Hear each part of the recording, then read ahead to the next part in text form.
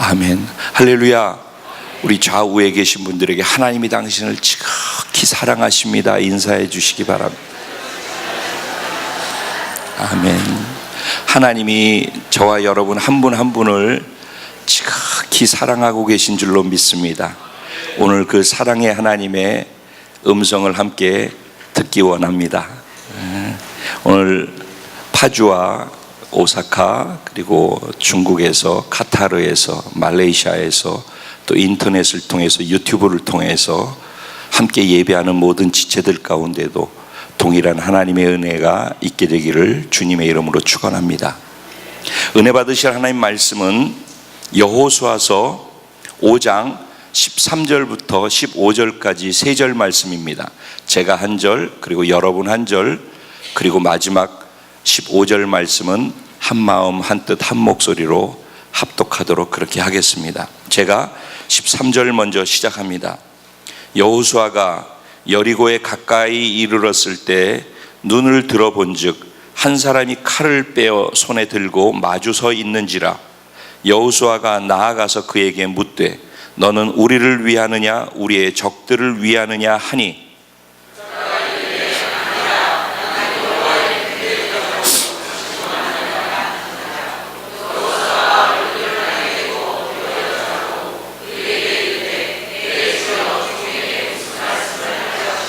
다 같이 여호와의 군대 대장이 여호수아에게 이르되 내 발에서 신을 벗으라. 내가 선 곳은 거룩하니라 하니 여호수아가 그대로 행하니라. 아멘. 오늘 이 본문 말씀 가지고 하나님께 정복당한 정복자, 바로 저와 여러분입니다. 이런 제목으로 주신 은혜를 나누고자 합니다.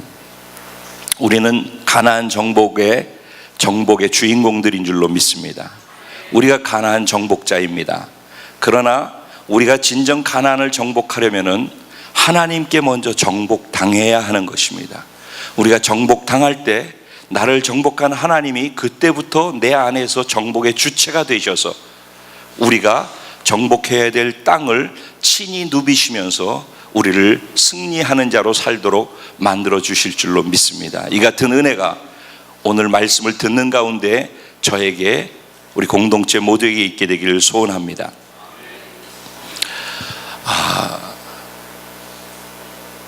여러분, 지난 시간에 우리가 이전의 말씀을 가지고 이스라엘 백성들이 가나안 땅에 요단을 건너서 들어오기 이전에 어떤 상태였었고 들어왔을 때 어떤 상태였었는지, 그리고 이미 가나안 땅에 있는 사람들이 얼마나 하나님 때문에 두려워서 떨고 있었는지에 대해서 다 들었습니다.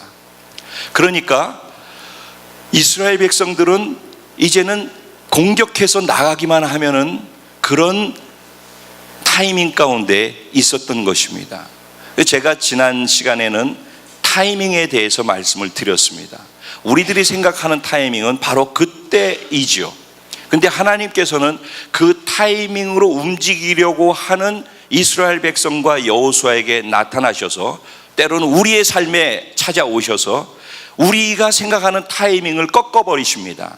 그리고 그것이 지금 가장 적합한 때가 아니라 내가 하라는 대로, 내가 계획해 놓은 대로 움직이기 시작할 그때가 진정한 타이밍이다 라고 말씀을 하십니다. 그러면서 우리가 생각했던 타이밍의 개념을 깨기 시작하면서 요구하시는 것이 있습니다.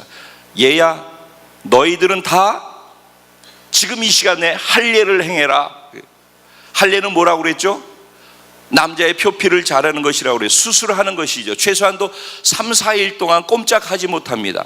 전쟁을 나가고 이길 수 있는 승기를 다 잡아놓은 상태에서 나가는 타이밍을 놓치고 오히려 수술을 받아야 한다는 것은 이기기를 포기하는 것입니다. 타이밍을 스스로 다 놓친다라는 것을 선언하는 것입니다. 그거를 하겠느냐라고 요청하는 것입니다. 그 요청 가운데는 너희가 더 연약해질지라도 내가 결국은 지금까지 너희의 승리가 되었고 요단도 내가 갈랐고 그리고 가나안 정복도 내가 하는 것이야. 그러니까 그걸 너는 내 앞에서 입술로만 고백하는 게 아니라 진짜 너의 목숨을 담보로 해서 신앙의 고백으로 나에게 줄 수 있겠니? 라는 요구인 것입니다. 그래서 그 고백이 되어질 때가 타이밍이 된다라고 말씀드렸어요. 그리고 6월절과 가나안 땅에 들어와서 소출을 먹는 것이 의미가 무엇인지를 말씀을 드렸었습니다. 기억 다 나시죠? 네, 한 주 동안 그 말씀을 묵상하면서 적용하며 한 주를 보냈으리라고 저는 믿습니다. 오늘 그런 이스라엘 백성들에게, 그런 여호수아에게 하나님께서 가나안을 정복하기 전에 또 다른 한 가지를 요구하고 계시는 장면이 나오는 것입니다.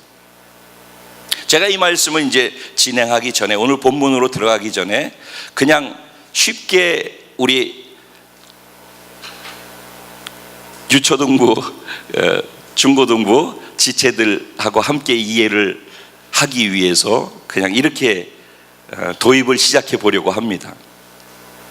여러분, 그 경찰 업무 중에서 특별히 강력반 형사들, 여러분 TV에서나 이런 데 보면 많이 나오죠. 형사 영화 같은 거.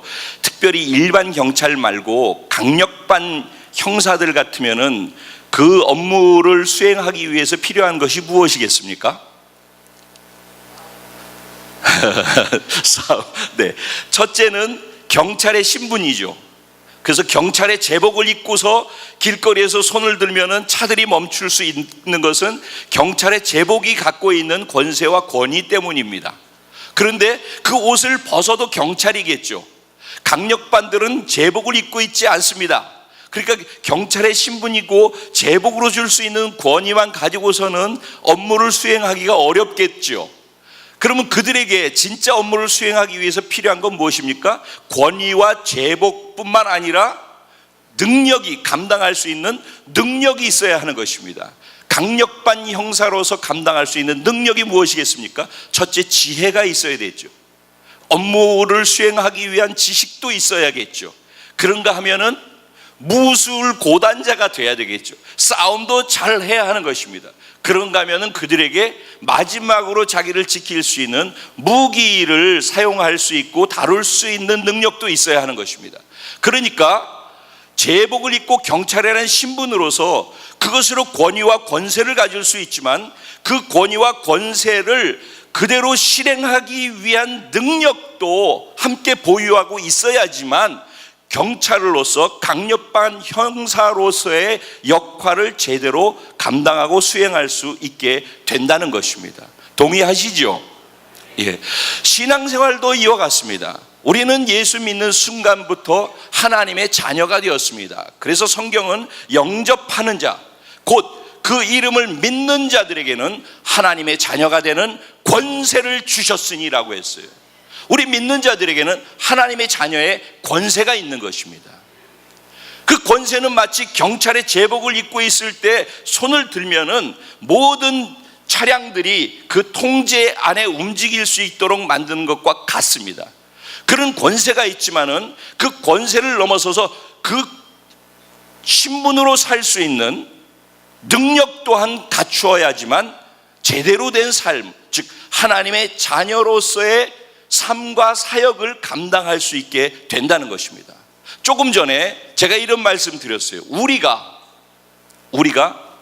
무엇을 해야 하는지 몰라서 못하는 경우가 있습니다. 그런가 하면은 우리가 다 무엇을 해야 되는지 아는데도 못하는 경우가 있습니다. 그 이유가 무엇입니까? 바로 내가 어떤 신분을 가졌는지는 알고 그 신분으로 살려면 이렇게 살아야 한다는 것을 알고 있으면서도 그것을 살 수 있는 능력이 뒷받침되지 않기 때문에 스스로 날마다 하려고 하다가 안 되어지는 것 때문에 좌절하고, 그래서 자기 스스로 때문에 절망하고 포기하고 주저앉아 있게 되는 경우가 사실은 신앙생활 하는 가운데도 많이 생겨나게 된다는 것입니다. 그럼 우리 믿는 자들에게 있어서 능력은 무엇입니까? 그것이 바로 성령님이라는 것입니다. 그것 때문에 하나님께서 예수 믿고 신앙생활을 했던 예수님의 제자들에게 너희가 약속한 성령이 너에게 부어지기 전까지는 예루살렘을 떠나지 말고 성령을 기다려라 라고 말씀을 하셨던 것입니다. 여러분 생각해 보십시오. 예수님의 제자들이 예수님이 십자가에 못 박혀 죽으시기 전에 어떤 일들을 경험했고 어떤 일들을 실제 행했었는지 기억하시죠? 그들은 첫째, 예수님하고 같이 3년 반을 동고동락하고 살았습니다. 예수님으로부터 예수님의 마음도 다 알고 예수님께서 무엇을 원하시는지 예수님의 생각도 다 압니다. 예수님의 가치도 압니다. 그리고 기특하게도 너희는 나를 누구라고 하느냐? 세상 사람들은 선지자다 뭐 여러 가지 얘기를 다 하는데 그럼 너희들은 나를 누구라고 생각하느냐라고 했을 때 제자 중에서 이렇게 얘기합니다. 주는 그리스도시요 살아계신 하나님의 아들이십니다. 너무너무 기특한 고백을 합니다. 그는 다 알았던 것입니다. 예수님이 살아계신 하나님의 아들이고 자신의 주라는 사실을 알았습니다. 왜냐하면 예수님은 다니면서 아픈 사람을 치료해 주셨습니다. 마음에 상처받은 사람을 치유해 주셨습니다. 죄 지어서 고통당하고 사람들한테 지적받고 죄책감과 정죄감에 빠져 있는 사람을 용서해 주셨습니다. 그리고 죽은 사람조차도 살려주셨습니다. 예수님은 그런 놀라운 능력을 제자들에게 보여주셨습니다. 제자들은 그래서 예수님이 어떤 분인지를 알았습니다. 더군다나 예수님은 자신만 그렇게 행하고 사신 것이 아니라 제자들에게 자기가 했던 그대로 살 수 있도록 그들에게 권세를 부여해 주셨습니다. 그래서 그들이 한 게 무엇입니까? 예수님처럼 나가서 귀신을 쫓아냈습니다. 병든 자를 고쳤습니다. 누가 했다고요? 예수님이 아니라 예수님의 제자들이 했어요. 귀신도 쫓아냈습니다. 그들도 예수님이 한 것처럼 다 했었어. 그런데 예수님이 십자가에 못 박혀 죽으신다고 했더니 어떤 일이 일어났습니까? 그 예수님의 나는 이제 곧 죽으러 가야 해 라는 이야기가 있자마자 제자들이 한 내용이 무엇이었습니까? 예수님의 나라가 임할 때 얘랑 나는 예수님 오른편 우의정 좌의정 시켜주세요. 예수님은 이제 나 곧 죽으러 간다. 난 죽고 3일 만에 부활할 것이고 난 이 땅의 나라를 세우려고 한 게 아니라 하나님의 나라를 세우려고 왔다. 이렇게 깊은 말씀을 하고 자신의 죽음을 예언하고 계시하고 있는데 예수님의 그 고뇌에 찬 얘기가 들리지 않고 제자들은 그런 기적을 경험하고 주가 그리스도인 걸 알면서도 이 땅에서 좌의정 우의정 하는 것에 관심을 갖고 예수님한테 그것을 빽쓰고 청탁하고 있는 것이 제자들이었습니다. 그들이 몰라서 이렇게 했을까요? 아는데도 아는 만큼 살지 못하기 때문에 그랬던 것입니다. 베드로가 뭐라고 그랬죠? 나는 이제 죽으러 갈 거야.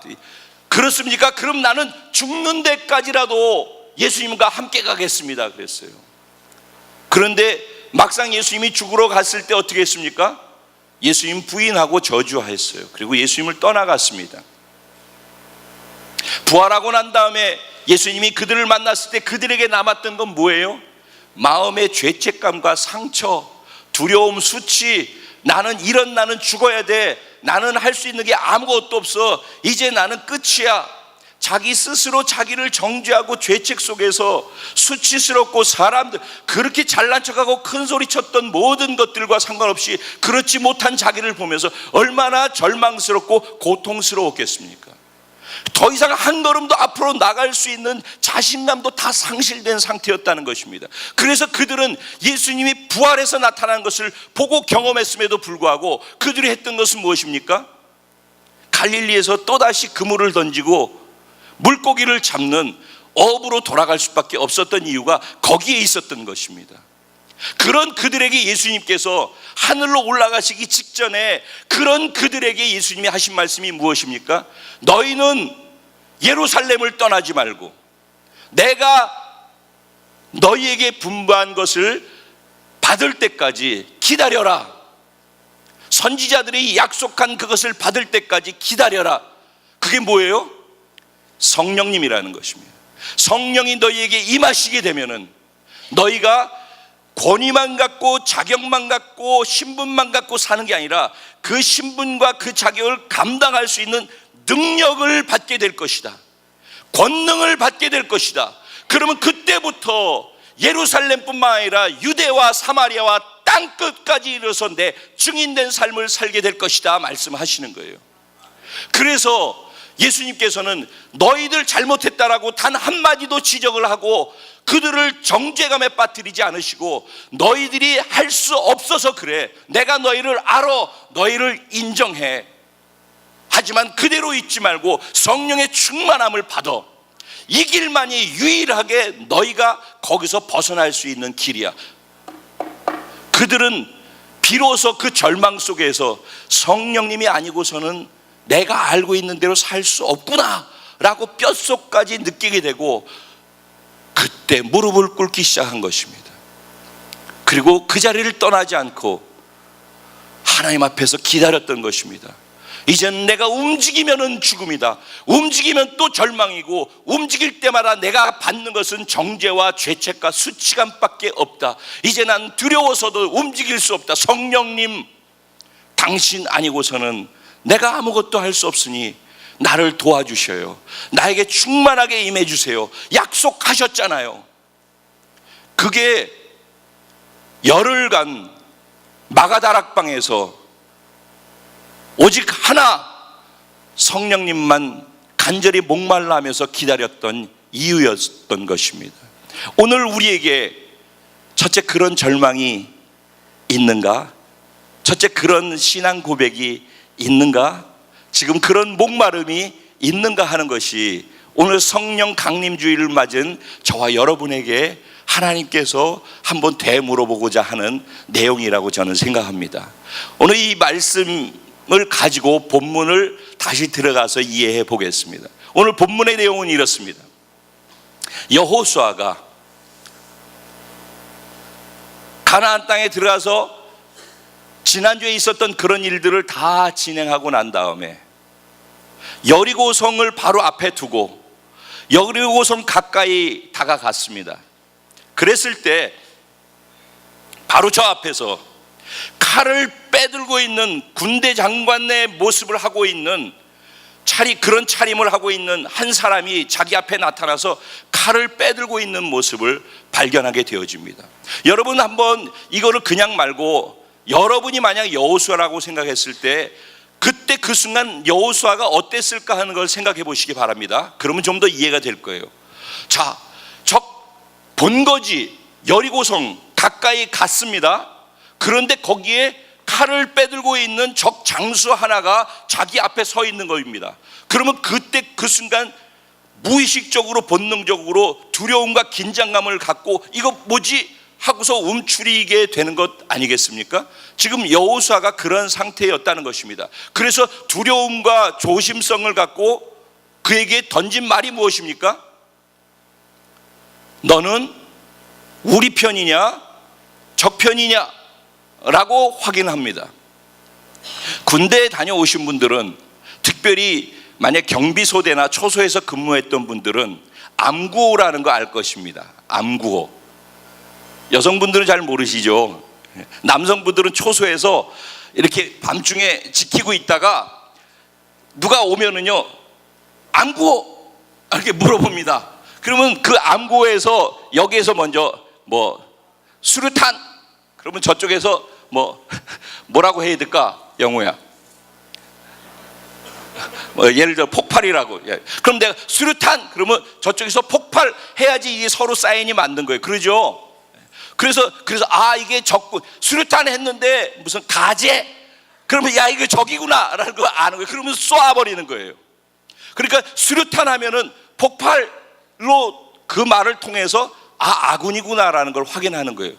만약에 이게 적이면은 적이 나를 먼저 쏘면은 내가 당하는 거잖아요. 그러니까 그런 일촉즉발의 그런 아주 위험한 상황 속에 여호수아가 지금 있는 것입니다. 그런 위기 속에서 여호수아가 암구호 하듯이 너는 내 편이야 적 편이야 라고 물어본 거랍니다.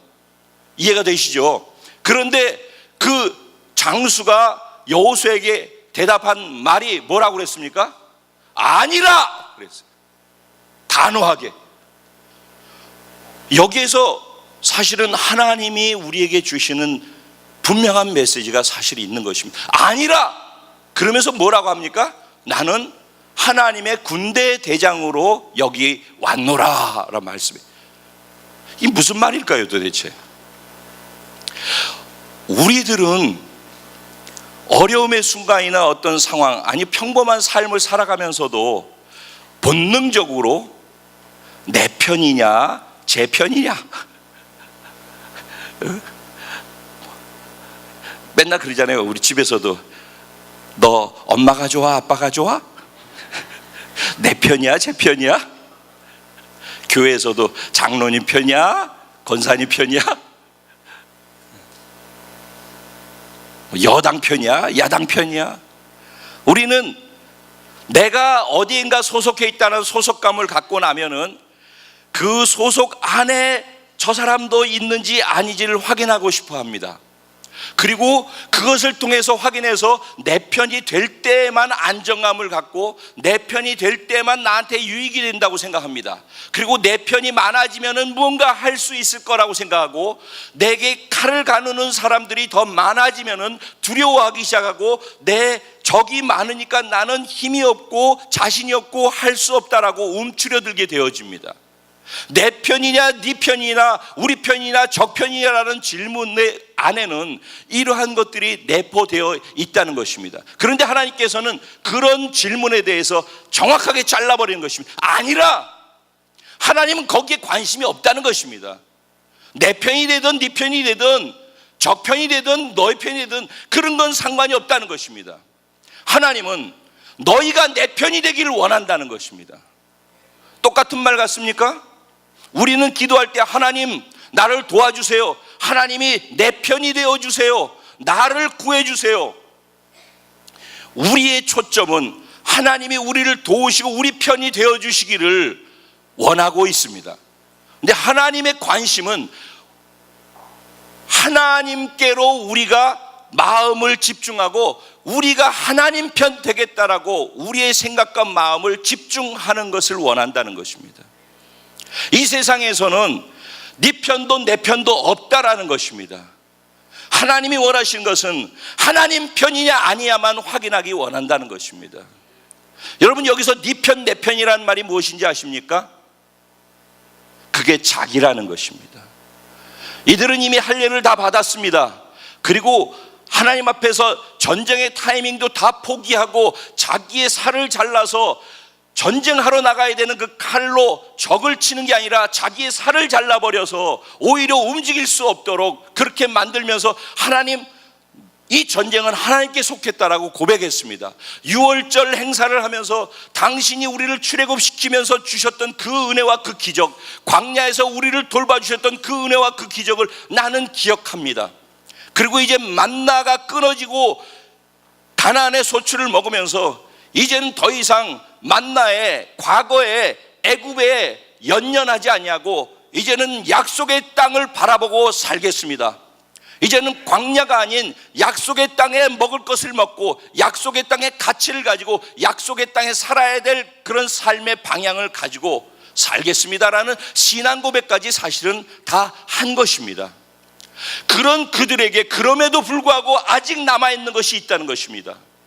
위기의 순간이 됐을 때 이건 내 편이지 아니면 저쪽 편이지, 우리는 무의식적으로 그렇게 반응한다는 것입니다. 내 편이나 네 편이야를 생각하는 그 순간이 바로 아직도 내가 살아있고 내가 나를 중심으로 무엇인가를 판단하고 결정하려고 하는 것들이 남아있다라는 이야기인 것입니다.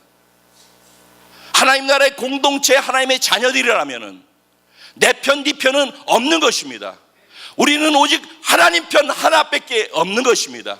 중요한 것은 내가 그럼 이 편이냐 저 편이냐가 아니라 하나님의 편에 서 있는가 하는 것만 보면 되는 것입니다.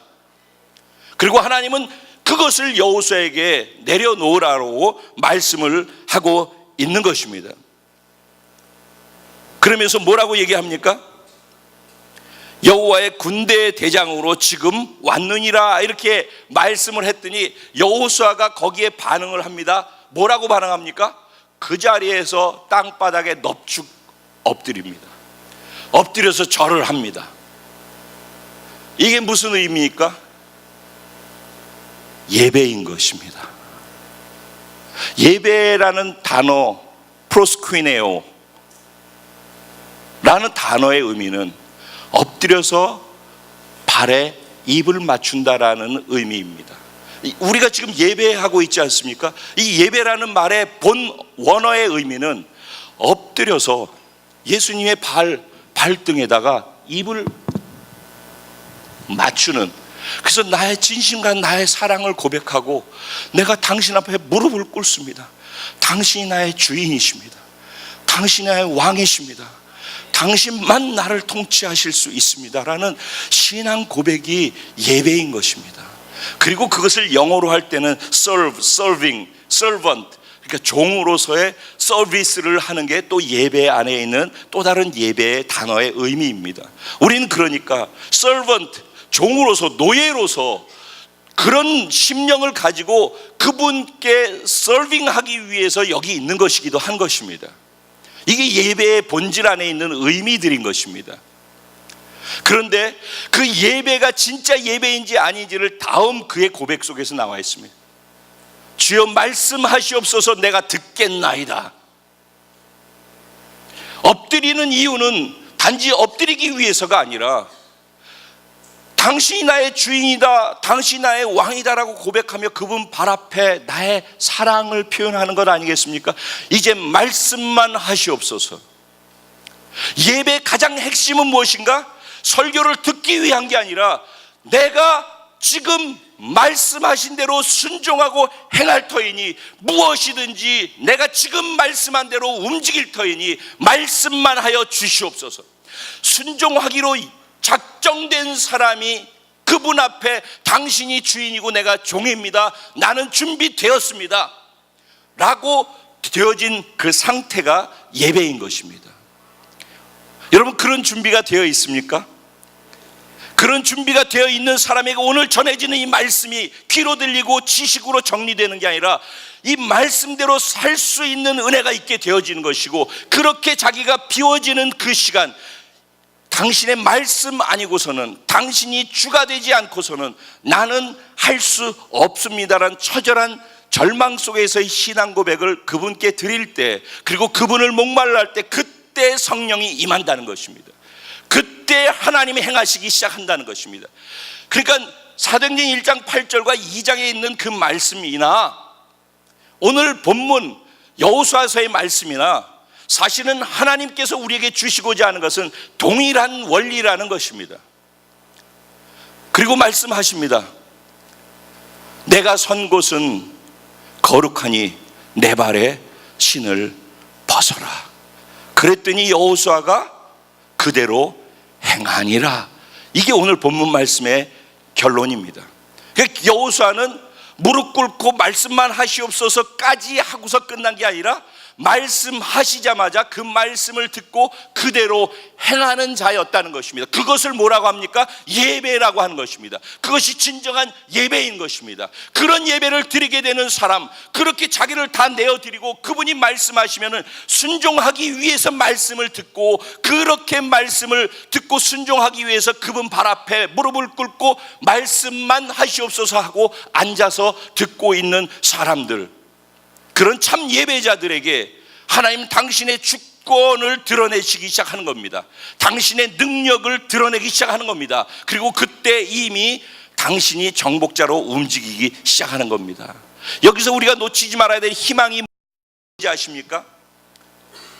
이미 하나님은 이 전쟁을 내가 친히 하겠다라고 하나님은 이미 이스라엘 백성들보다 먼저 칼을 빼들었다는 것입니다. 할렐루야. 전쟁에 능하신 하나님, 여호와 니시 하나님, 그 하나님이 이스라엘 백성들에게 요구하고 확인할 걸 확인하고 계시지만은, 확인하는 그 순간에도 이스라엘을 위해서 이미 이기는 자로서 칼을 빼들고 주님은 준비하고 계시다는 것입니다. 주님이 전쟁의 주체인 것입니다. 전쟁은 야훼께 속한 것이니, 아멘. 그분은 이미 칼을 들고 우리 대신 싸우려고 일어나 계신 것입니다.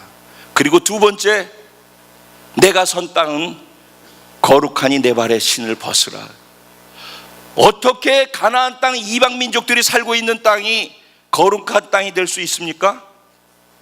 그 말의 의미는 이미 하나님이 그 땅에 임재해 계시다는 말입니다. 그 말의 의미는 이미 하나님이 그 땅의 주인이라고 선언하고 계신 것입니다. 여러분 기억나십니까? 출애굽기 3장에 보면은 모세가 하나님께 부름 받을 때 이스라엘 백성들을 출애굽시키기 위한 위대한 사명을 감당하기 위해서 첫 번째 하나님과 만나는 장면이 나옵니다. 가시떨기 나무에 불이 붙어서 꺼지지 않는 불이 활활 타오르고 있는 장면 가운데 모세는 하나님을 만나게 되어지죠. 그때 하나님께서 하셨던 말씀이 무엇입니까? 모세야, 내가 서 있는 땅은 거룩하니 내 발의 신을 벗으라. 여호수아에게 하셨던 말씀하고 똑같은 말씀을 하시는 것입니다.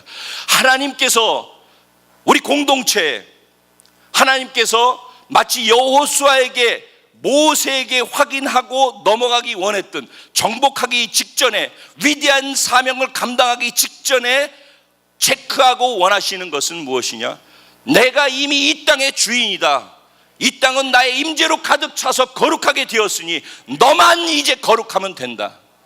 너만 거룩한 내 앞에 무릎을 꿇고 너의 주권을 포기하기만 하면, 네가 군대 장관이냐? 그러면 그 군대 장관인 그 자리를 나한테 이양하지 않겠느냐? 내가 너의 주인이니라.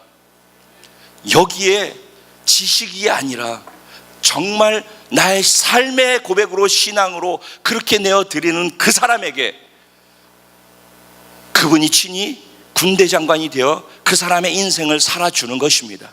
그때부터 가나안 땅 정복이 시작되어지는 것입니다. 그때부터 성령의 충만함이 그 사람에게 임하고 예루살렘, 유대, 사마리아와 땅끝까지 정복하는 정복의 역사가 시작되어지는 것입니다. 오늘이 그날인 줄로 믿습니다. 오늘 이 시간이 그 시간인 줄로 믿습니다. 설교로 듣고 끝나시겠습니까? 아니면 정말 하나님 앞에서 이 말씀의 의미를 생각하면서 내가 이 말씀 앞에 무릎을 꿇나이다, 내가 당신의 발등에 입술을 맞추며 내게 말씀하시옵소서 듣겠나이다, 내가 그 말씀대로 살겠나이다, 오늘 내 신앙 고백이 여기에 분명히 있다면 하나님 그런 저와 여러분 안에 오늘 또 다른 성령 강림 주일로서 역사하시는 은혜가 있게 될 줄로 믿습니다. 오늘 그 은혜가 이 시간 기도하기 원하는데, 이 기도 시간에 마가다락방의 그 은혜가 있기를 소원합니다. 우리는 이미 하나님의 자녀입니다. 우리 안에는 하나님의 영광이, 하나님의 형상과 모양이, 하나님의 권위와 권세가 다 주어져 있습니다. 이제는 그렇게 살 수 있는 능력으로만 충만하게 부음 받으면은 그때부터 그런 삶은 시작되는 것입니다. 오늘이 그날입니다. 지금이 그 순간입니다. 우리 주님의 이름을 간절히 3번 부르고, 주님, 정말 내가 아무리 해도 내가 할 수 있는 게 아무것도 없습니다. 이게 그냥 말이 아니라, 설교를 들었기 때문에 하는 그냥 말이 아니라, 여러분 내면 깊은 곳에서 우리 사람들과는 상관없이 하나님과 자신과 1대1로 그분께 이 고백을 절망 속에서 드릴 수 있어야 그분이 그 가운데 진심으로 임할 수 있지 않겠습니까? 오늘 그런 시간이 정말 됐으면 좋겠습니다. 오늘 말씀을 많이 하는 것보다 이렇게 우리를 고백에 그분께 내어드리는 시간을 많이 갖는 게 우리에게 더 유익되다라고 저는 믿습니다. 자, 우리 각자 주님의 이름을 한번 부르고 우리 그 주님으로 간절히 체험받기 원하는 목마름으로 잠시 하나님께 나아가는 시간을 갖겠습니다. 기도드리겠습니다.